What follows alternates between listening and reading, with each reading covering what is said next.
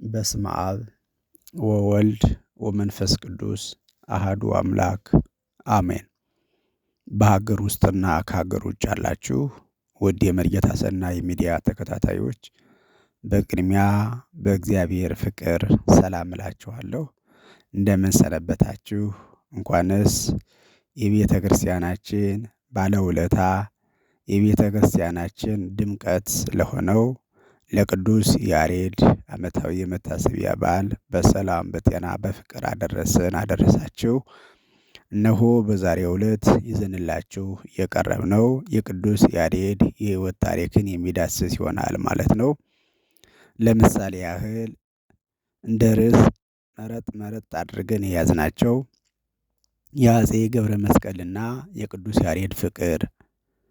ቅዱስ ያሬድ በ7 ዓመቱ ትምህርት እንደገባው እስከ 7 ዓመት ድረስ ግን ትምህርት እንዳልገባው የቅዱስ ያሬድ ኩርፊያ፣ የቅዱስ ያሬድ የዜማ ድርሰት፣ እዝል፣ ግዕዝ፣ አራራይና ምሳሌዎቻቸው፣ ከገነት የተላኩት 3 አዕዋፋት ቅዱስ ያሬድን ማነጋገራቸው፣ ውዳሴ ማርያምንና 14ቱን ቅዳሴያት በቅዱስ ያሬድ ዜማ እንደተደረሱ የምናይና የምንመለከት ይሆናል ማለት ነው።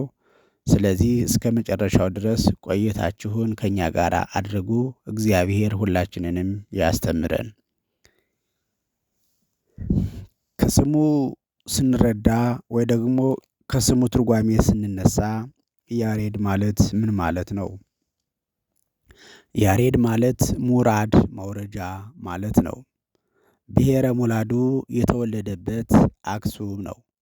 ትውልዱ ከሌዋውያን ወይ ደግሞ ከካህናት ዘር ወገን ነው። የቅዱስ ያሬድ አባት አዳም፣ እናቱ ታውክልያ ይባላሉ። አባቱ ካህን ነበሩ። የተወለደው በ505 ዓመተ ምህረት ነው። ለትምህርት ሲደርስ ይስሐቅ ለሚባል መምህር ሰጡት። ከሱ ፊደል አጥንቶ መዝሙረ ዳዊት ሊማር ለእናቱ ወንድም ለእርሱ ግን አጎቱ ወደ ሆኑት ወደ መምህር ጌዴዎን ሄደ። አንዲት ቀለም እንኳን ሳያጠና 7 ዓመት ተቀመጠ። አንድ ቀን ቀለም አጥፍቶ መምህሩ ተቆጥተው በበትር ገረፉት።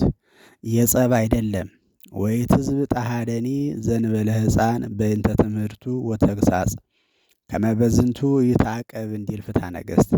ሸሽቶ ሲሄድ መንገድ አድክሞት ዋየ ፀሐይ ተሰምቶት ከዛፍ ጥላ ስር ተቀመጠ። ትል ዛፉ ላይ ለመውጣት ሽታ 6 ጊዜ እየወጣች ስትወድቅ በ7ተኛው ወጣ ስትሄድ አየ። እኔስ እስከ መጨረሻ ብተጋ ትምህርቴ ይገለጽልኝ የለምን ብሎ ተመልሶ መምህሩን ይቅርታ ጠይቆ ከዚህ በኋላ ጌታ ሕሊናውን ንጹሕ ልቡናውን ብሩህ አድርጎለት በአንድ ቀን ብሉይና ሐዲስ ወስኖ ተገኝቷል። ከጊዜያት ባንዱ ጌታ 3 አዕዋፋትን ከገነት ልኮለት በቃል ሰብአዊ ሲያነጋግሩት ተመስጦ መጣበት። ጌታ በመንበረ ጸባዖት ሆኖ በቃል አቅርንት በስብሐተ መላእክት ሲመሰገን ሰማ። ጳጳሱ፣ ንጉሡ፣ ካህናቱ፣ መሳፍንቱ ለጸሎት ተሰብስበው ሳሉ በ3 ሰዓት ከመላእክት የሰማው ተገልጾለት ሃሌሉያ ለአብ፣ ሃሌሉያ ለወልድ፣ ሃሌሉያ ለመንፈስ ቅዱስ ቀዳሚያ ለጽዮን ሰማይ ሳረረ ወበዳግም አርአዮ ለሙሴ ዘከመ ይገብር ግብራ ለደብተራ ብሎ በዜማ አመስግኗል። ከጊዜያት ከዚያ በፊት በዜማ ምስጋና የለምና ሁሉም ተደንቀው ሲሰሙት ውለዋል።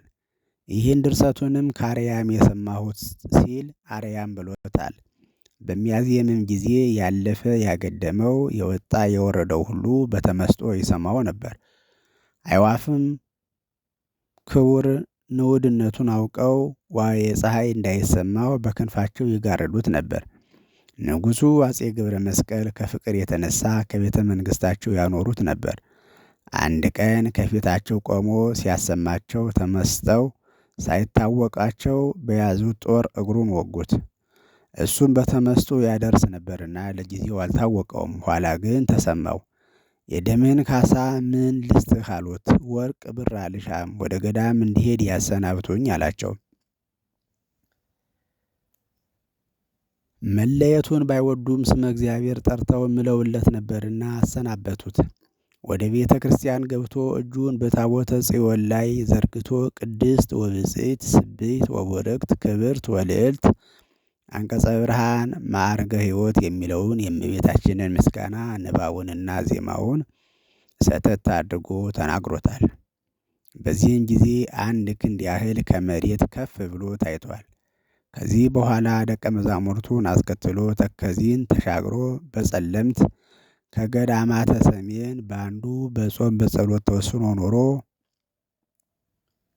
በዚህ ዕለት ዘገብረ ተስካሪ ወተስካረ ጌዴዎን መምህሪ ወተስካረ አዳማዊ ምንትን ከአስቡ ብሎ ጌታን ጠይቆ ጌታን በተስፋ ያመነውን በቃል ኪዳነ የተማጸነውን እስከ 10 ትውልድ ድረስ ምሬልሃለሁ ብሎ ተስፋውን ነግሮት ተሰውሯል። የድርሰቱንም ነገር ከዚህ ይናገሩታል። የቅዱስ ያሬድ ድርሰቶች 5 ናቸው። እነርሱም ድጓ፣ ጾመ ድጓ፣ ምዕራፍ፣ ዝማሬና መዋሥዕት ናቸው። ድጓ ማለት እስትግቡ የተሰበሰበ ማለት ነው።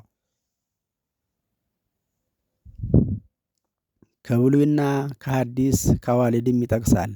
የጌታን የእመቤታችንን የነቢያት የሐዋርያትን የጻድቃን የሰማዕታትን ክብር ይናገራልና ድርሰቱን በዮሐንስ ጀምሮ በዮሐንስ ፈጽሞታል።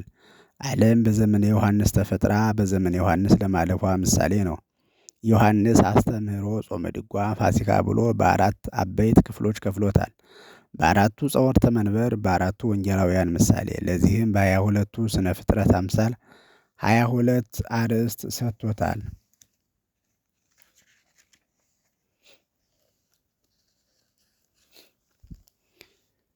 ከእነዚህም 12ቱ ምልጣን አላቸው፣ 10ሩ ግን ምልጣን የላቸውም። ምልጣን ያላቸው ብዙኅ ወተባዝሑ የተባሉ የሕጋውያን፣ ምልጣን የሌላቸው በተፈጥሯቸው ጸንተው የሚኖሩ የደናግል ምሳሌ ነው። ሁለተኛ ጾመ ድጓ በአብይ ጾም የሚደርስ ነው። ዘወረደ ቅድስት ምኩራብ ደብረ ዘይት ገብርኄር ኒቆዲሞስና ሰሞነ ሕማማት ተብሎ በ8 ተከፍሏል። ሶስተኛ ምዕራፍ ማለት ማረፊያ ማለት ሲሆን የደረሰው በጠለምት ነው። ምዕራፍ ዘዘወትር ምዕራፍ ዘአብይ ጾም ብሎ በ2 ከፍሎታል። መሰረቱ መዝሙረ ዳዊት ሲሆን በውስጡ ብዙ ንዑሳን ክፍሎች አሉት። አራተኛ ዝማሬ ምስጋና ማለት ነው። ዝማሬና መዋሥዕትን በደቡብ ጎንደር ዙር አባ በሚባል ቦታ ደርሶታል። ህብስት፣ ጽዋ፣ መንፈስ፣ አኮቴትና ምስጢር ብሎ በ5 ከፍሎታል። 5 ክፍል መሆኑ ህብስት ሥጋውን ጽዋ ደሙን ያመለክታልና የ5ቱ አዕማደ ምስጢር የ5ቱ ቅንዋት ምሳሌ ነው። 5ኛ መዋሥዕት ማለት ምልልስ ሰዋስወ ነፍስ ማለት ነው።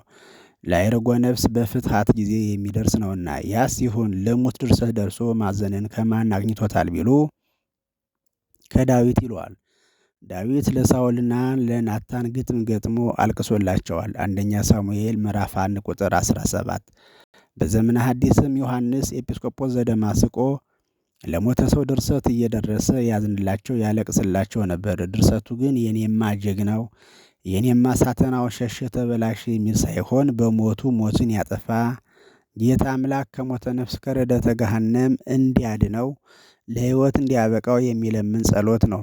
እስከዚህ ድረስ የተገለጹት ድርሰቶች 5ቱ ጽዋትወ ዜማ በመባል ይታወቃሉ።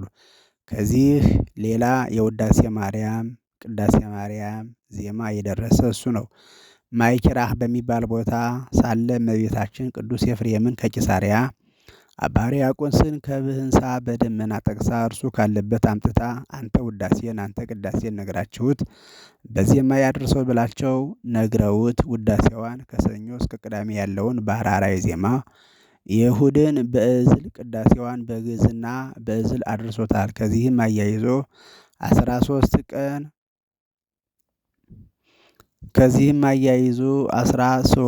ቀን ቅዳሴያት ሁሉ በዜማ አድርሷል። 13ቱን ቅዳሴያት ሁሉ በዜማ አድርሷል። ቅኔንም አምልቶ አስፍቶ ባይናገረው እንጂ ደራሲው እርሱ ነው። ዜማውም 3 አይነት ነው። ግዕዝ፣ እዝል፣ አራራይ።